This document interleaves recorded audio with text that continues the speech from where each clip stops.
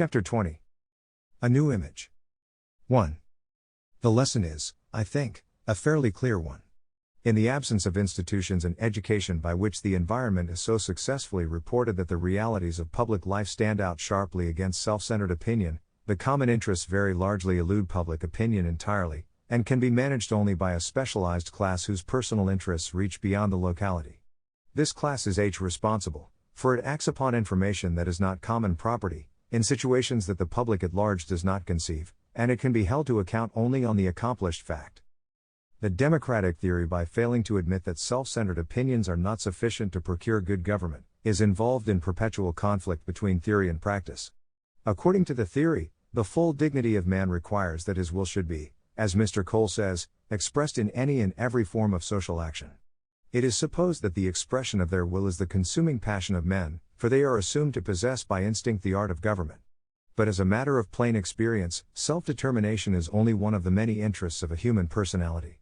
The desire to be the master of one's own destiny is a strong desire, but it has to adjust itself to other equally strong desires, such as the desire for a good life, for peace, for relief from burdens. In the original assumptions of democracy, it was held that the expression of each man's will would spontaneously satisfy not only his desire for self-expression, but his desire for a good life, because the instinct to express one's self in a good life was innate. The emphasis, therefore, has always been on the mechanism for expressing the will. The democratic El Dorado has always been some perfect environment, and some perfect system of voting and representation, where the innate goodwill and instinctive statesmanship of every man could be translated into action.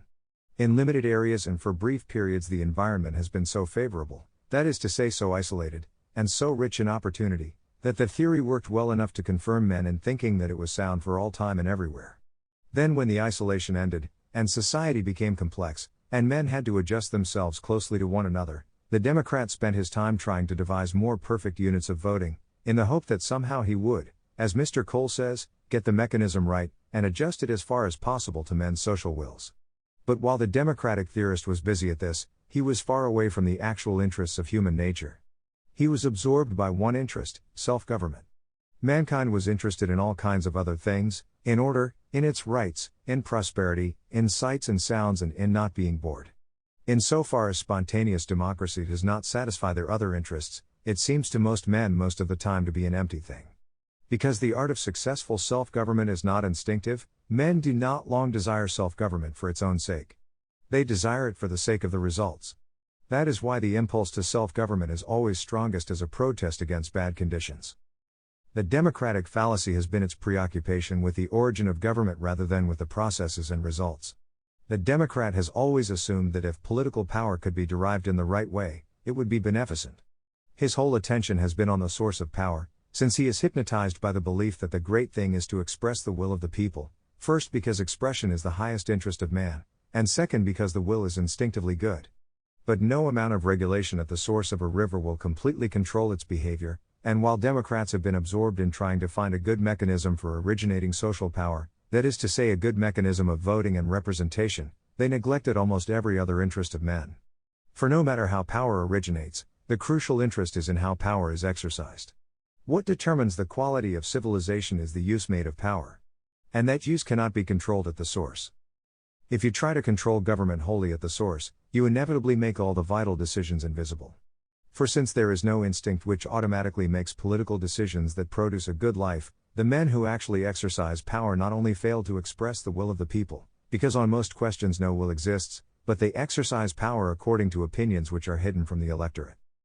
If, then, you root out of the democratic philosophy the whole assumption in all its ramifications that government is instinctive, and that therefore it can be managed by self-centered opinions, what becomes of the democratic faith and the dignity of man? It takes a fresh lease of life by associating itself with the whole personality instead of with a meager aspect of it. For the traditional Democrat risked the dignity of man on one very precarious assumption, that he would exhibit that dignity instinctively in wise laws and good government. Voters did not do that, and so the Democrat was forever being made to look a little silly by tough-minded men. But if, instead of hanging human dignity on the one assumption about self-government, you insist that man's dignity requires a standard of living, in which his capacities are properly exercised, the whole problem changes. The criteria which you then apply to government are whether it is producing a certain minimum of health, of decent housing, of material necessities, of education, of freedom, of pleasures, of beauty, not simply whether at the sacrifice of all these things, it vibrates to the self-centered opinions that happen to be floating around in men's minds. In the degree to which these criteria can be made exact and objective, political decision, which is inevitably the concern of comparatively few people, is actually brought into relation with the interests of man. There is no prospect, in any time which we can conceive, that the whole invisible environment will be so clear to all men that they will spontaneously arrive at sound public opinions on the whole business of government. And even if there were a prospect, it is extremely doubtful whether many of us would wish to be bothered, or would take the time to form an opinion on any and every form of social action which affects us. The only prospect which is not visionary is that each of us in his own sphere will act more and more on a realistic picture of the invisible world, and that we shall develop more and more men who are expert in keeping these pictures realistic. Outside the rather narrow range of our own possible attention, social control depends upon devising standards of living and methods of audit by which the acts of public officials and industrial directors are measured. We cannot ourselves inspire or guide all these acts, as the mystical democrat has always imagined.